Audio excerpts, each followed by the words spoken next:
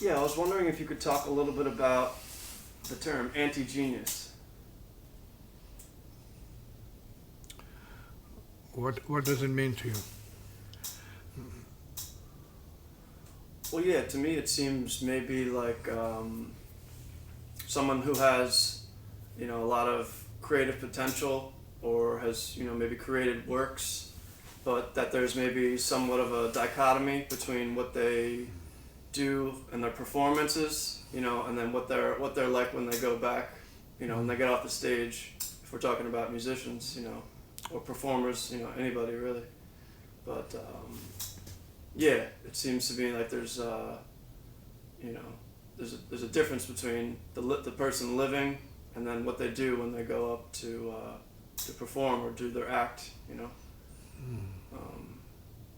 a lot of times, these aren't the best people behind the scenes, So even though people could say, okay, this person has genius, this person, has created these great works and this and that, they might still be... They are. It's not they might still be. It's obvious. Right? They're out to kill themselves. Mm-hmm.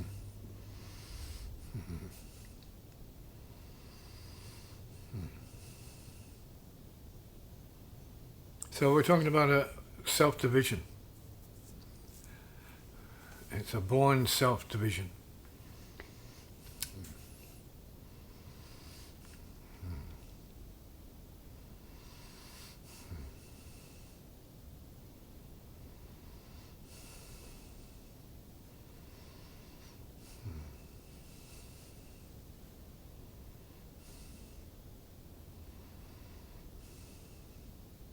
And so it's taken a lot of people out. This ease of anti-genius, as I call it. Mm-hmm. Mm-hmm. Mm-hmm. Suicidal tendency, basically.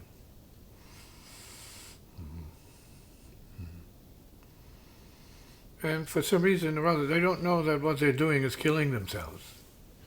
And even if you pull them out of their stupor, say, "Are you killing yourself?" They're going to tell you, no, they're not killing themselves. But they don't know that they are. See? So this is a certain kind of ignorance and blindness. See? And so all of the accolades and all of the awards you give them, that doesn't matter. See? And it's not that they don't deserve something, but they need a lot more than that, because sometimes the rewards and the acclaim reinforces the problem. They say, well, if I'm doing this and getting a Grammy for it, well, man, let me do more. Maybe, what am I going to get if I do more? I'll go deeper if I killed more of myself. See? I'm not sure that is art. That's neurosis. Maybe psychoneuroses. It's not art. It's definitely not native, but it is definitely Western, civilizational, schizoid sort of dilemma, so to speak. Not only in art and science, right? As part of a way of life. Comment now. Mm. Mm. Yeah, so someone that's maybe... or just in general, should we only speak of, the most humble, artists and people that we look to? Because some people might have this certain, whether it's technical ability or this or that is part of their... Well, I think that the suffering of the artist is a step on the path towards genius.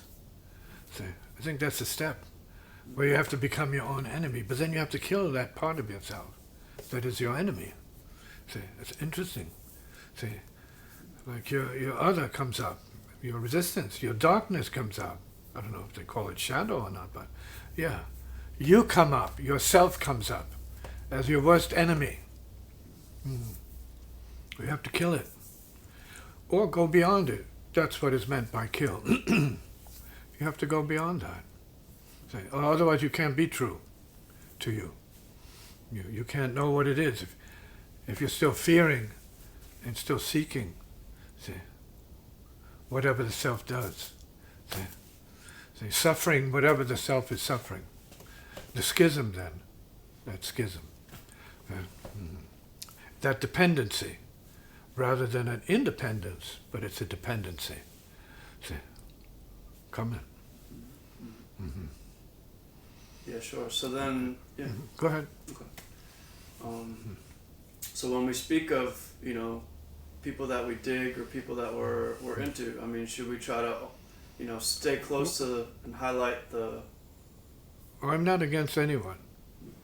A good classic example in the music world is Charlie Parker.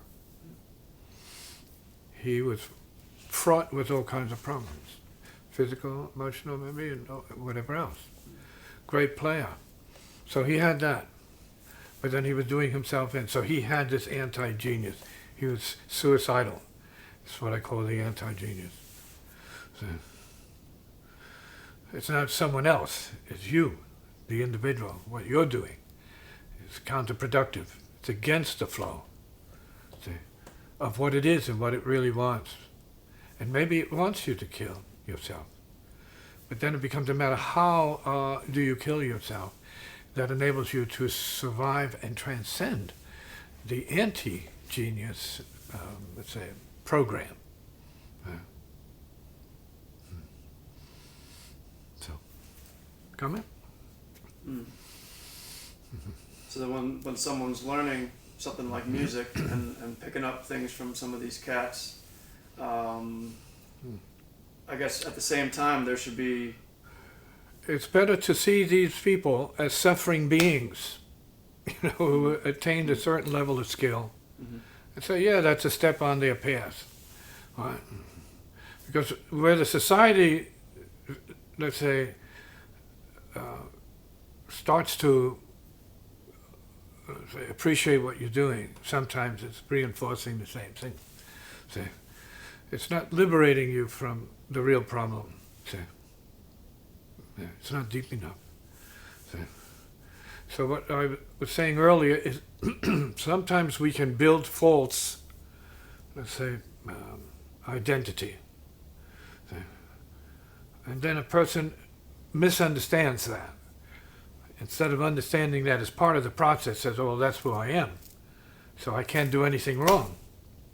Right? I'm the best. Right? They declared it. I'm the best, I have won the award, and so on and so forth. And they're already going down.